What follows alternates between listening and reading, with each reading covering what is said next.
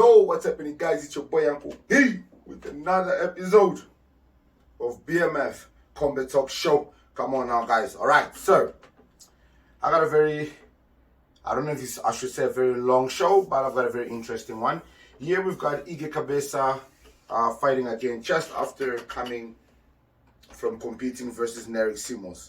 Now, guys, I understand that there's not a lot of competition in the EFC currently. I understand that the EFC is doing its best to try to get events happening and fights happening, but wow, Kabesa is defending the title already. I think it's what, 2 months or a month? Yeah. Okay, so Kabesa is fighting Swanepoel. How do I think this fight is gonna go? Well, guys, you know, the fight game is not only physical, okay? Your skill sets are extremely important and everything else. But experience is also extremely important.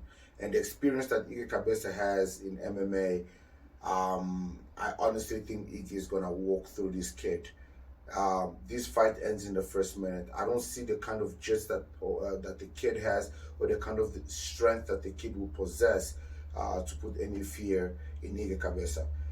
If you're a betting person, you know the champ is going to take this very easy in the first round. If he doesn't knock out this kid to make a statement, he's definitely going to end up choking the kid. He's going to either submit or knock out this kid in the first round. Unless he decides to have fun, which I don't think is what he's going to want to do. He wants to make a statement because he's obviously thinking of going to the UFC. And there are rumors that it might happen, you know. There are rumors out there that he's making changes and moves that might make that happen. So, yeah, man, I think this is a very easy win for him. And, yeah, so I'm looking at the fight card here right now. And, guys, 2 fights are not put there, but I'm going to assume the co-main event is going to be Hwende versus Zulu. Yes. Hwende versus Zulu, guys. This is the fight that is going to be the co-main event in EFC99. Guys, I am tired. I am tired. How many times will Kabesa Zulu fight for a damn title? Like, seriously, how many times are we going to see Kabesa Zulu fighting for a title? If Kabesa Zulu loses, remember, Kabesa Zulu was one of those prospects that Dana White actually wanted in the UFC. Dana White even made a comment that, you know what, he is some of the best striking that he has ever seen. Issue is, ever since that, it seems like Zulu has just been on a downfall. You know, win some, lose some, draw some, whatever. But it's not the exciting fighter that we knew back in the days. Like, you knew if Zulu kicks, he's about to break something, you know. It's like his fear of being taken down and the fact that he knew that wrestling, Biko and Little Giant, Bokang Masunyane, really went into his head. I think the wrestling and the way they dominated him with the wrestling led Zulu to kind of neglect his stand-up and become an all-rounder MMA fighter, which in the end of the day didn't really benefit him well. Who do I think takes this fight? I think both fighters are extremely even. But I think Hwende might want this more. I think this is going to be a psychological kind of a thing. Zulu has been here so many times, and he's kind of faced defeat so many times. I don't think this is going to be something that, you know, he comes out of and he's like, yeah, I got this. I think Hwende defends the title. This is obviously in the bantamweight. I think Hwende defends the title. I think Nerik should be given an opportunity to fight for a belt again because he fought for the featherweight. I think Nerik can cut to bantamweight. This is a good title for him to fight. This is great competition for him. But I know Nerik personally, and yeah, bro got a sweet tooth. How he makes 66, I'm even shocked.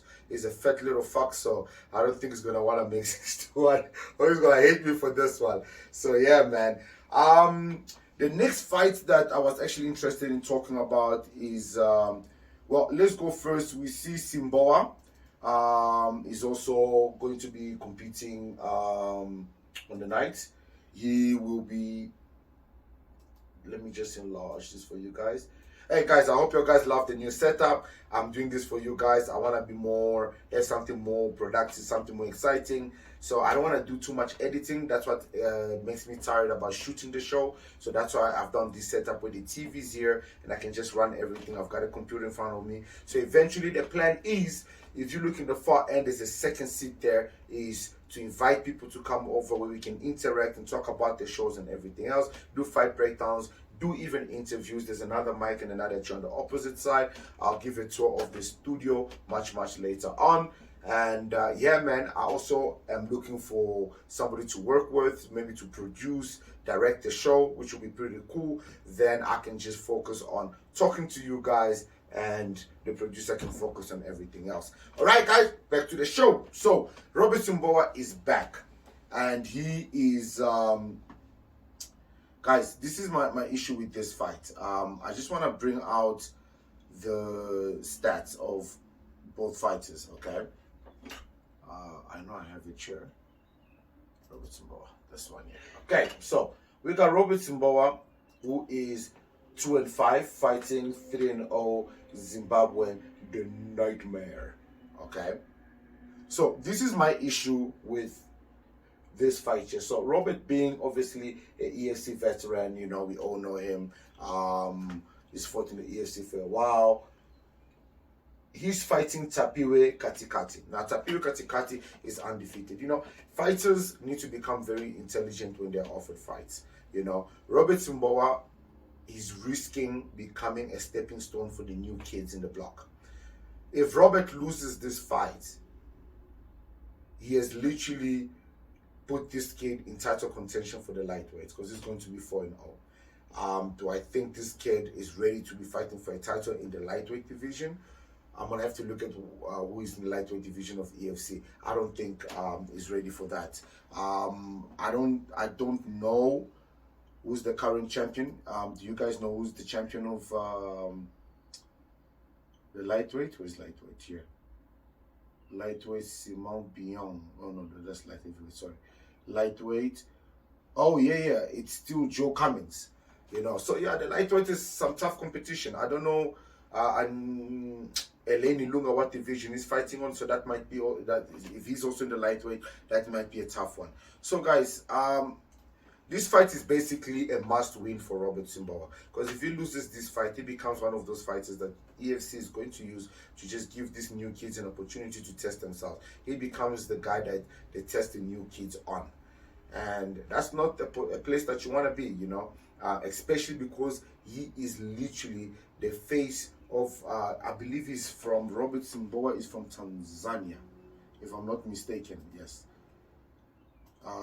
Robert is from Tanzania, so he is the face of his country, Zambia. Sorry, he's from Zambia. He is the face of MMA in his country, and him losing doesn't really put a good light there as an ambassador. So Zimbabwe has been doing well. I mean, Zimbabwe has had now 2 champions in the EFC. So yeah, man, I mean, why not a third one? Temba Kurimbo, Hwende, and Sylvester Chifumbu. That's 3. Zimbabwe has had 3 champions in the EFC. That's freaking amazing, guys. That is really amazing. A fight that I'm also now really looking forward to is this fight here. Oh man, Plachis is back. Oh man, Tumelo Manyamala versus Plachis. Now, guys, I know Plachis. He fought for me as an amateur athlete. Let's look at the record here. Plachis is 2-2. Guys, I'm gonna be honest. I'm very shocked at Plachis' fight record. I honestly thought Plachis was gonna do way better than what he currently is doing. I thought he was gonna be undefeated still. But yeah, man, that just shows you that MMA, being a pro, is a different league, eh? The stage is bigger, and yeah, man, the expectations are, the pressure is real. So you can back on those lights. So he's going to be fighting Tumelo Manyamala, who is obviously 2-0. Bones of Steel. Kid is tough. But guys, I'm telling you guys, Plachis is extremely strong, and he's an all-rounder fighter. I've seen this kid fight so many times. I'm surprised how he's struggling in the pros. I'm very surprised that he's struggling. I want to say that he's going to take this. I really want to say that he's going to take this, but his performances have been very. It's been, yeah, man. I don't know. Simply from the performance and the way he has performed on the big stage, and just from the performances that I've seen from obviously Tumelo, I think Tumelo is going to remain undefeated. I mean, if Platchis takes the win, that's going to be amazing. I'm a big fan of Platchis, but I think Tumelo might just remain undefeated. So yeah, man, guys, we see McCarthy is back. Now, guys, this fight here,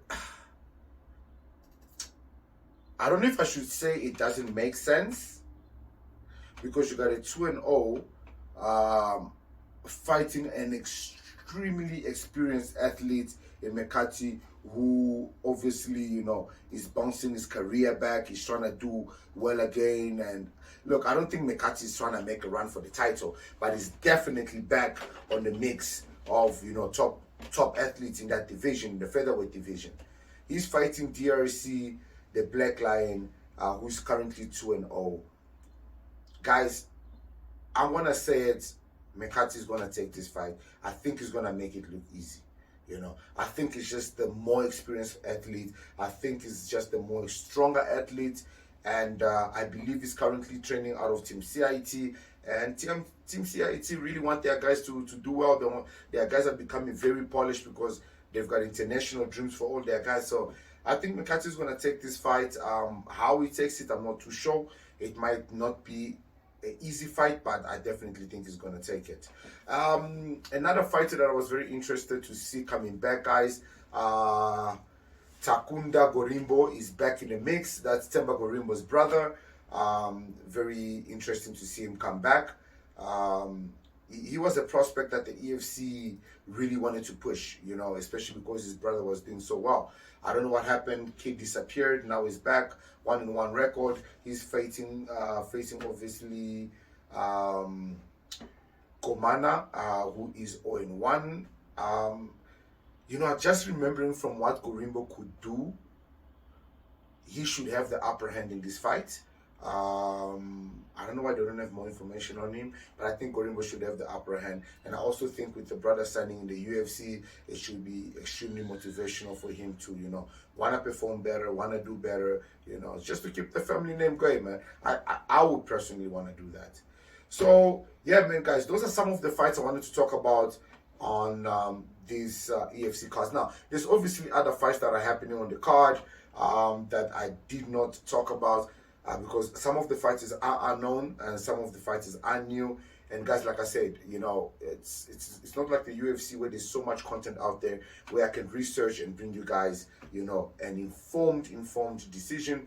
These decisions are usually made from me either knowing the fighters from when they were amateurs and competed for me, or seeing them compete in the EFC and watching their previous fight. Now, because EFC does not show preliminary fights on TV, so you don't actually get to see these guys' preliminary fights. Unfortunately, so you don't really know how they are doing, what their skill sets are, what their strength or mentality is. But yeah, man, because my predictions usually is not only on fight record, it's also on mindset and obviously on fight prep. So because unlike the UFC that has embedded and all that, which the UFC used to do, they do it now for the main card like they do with Van Damme and all them, but they don't do it for all the fighters. If they did that, I could give you guys more informed decisions, but the decisions that I give you guys is from the knowledge that I have from the fight, either the fighter's previous fights, and so forth. Guys, and another thing, stop threatening me, okay? I'm just doing my job. I'm a podcaster, guys. This is what I do. I give fight predictions and what I think will happen. Guys, it's not personal, okay? Stop catching feelings. There's too many people out there, with with rainbow colors and acting all funny and acting all weird. Guys, listen, I got no problem. If you have a problem with anything that I say on the show and you feel like you want to put your fist in my face, please, you're more than welcome to invite to look. I don't want to come to anybody's gym because you're probably not gonna want to fight fair. So I will invite you to my gym. So come through, I'll send you location, and I'm more than willing to get my ass whooped, man. Why not? But I guarantee you, it's not gonna be that easy. Guys, I'm your boy Uncle P. This is BMF Corporate Talk Show. Trust me, I can back my mouth. I'll see you guys on the